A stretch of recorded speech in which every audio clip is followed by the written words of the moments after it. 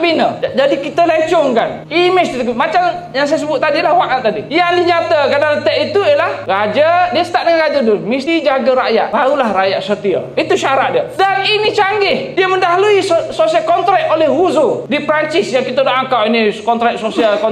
Dia lebih hebat lagi. Dia cakap dengan jelas. Makna dia sistem ni sistem apa? Sistem raja berperlembagaan. Bukan dibawa oleh British. Dia sudah dibawa oleh budaya kita sejak dulu lagi. Raja ni dia tak dipilih berasaskan anak. Sultan dipilih anak. Itu tak berlaku zaman dahulu.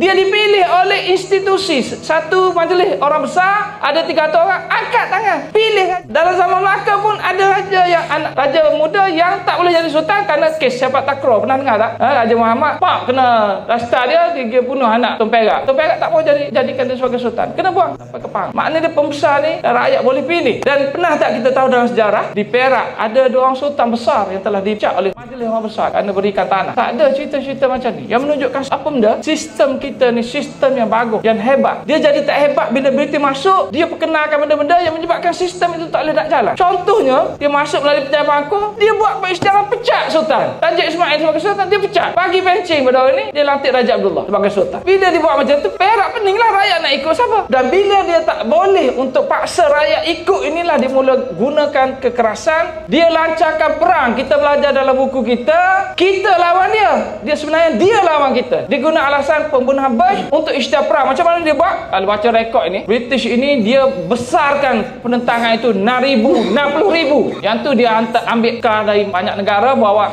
sepoi ini, bawa pelancar roket nak lawan kampung. Pergi tembak kampung-kampung, clearkan semua kampung, bakar semua rumah. Bila orang perempuan, anak-anak lari, tembak dari belakang. Gantung orang kat pokok. Penjajahan British macam ni. Keras.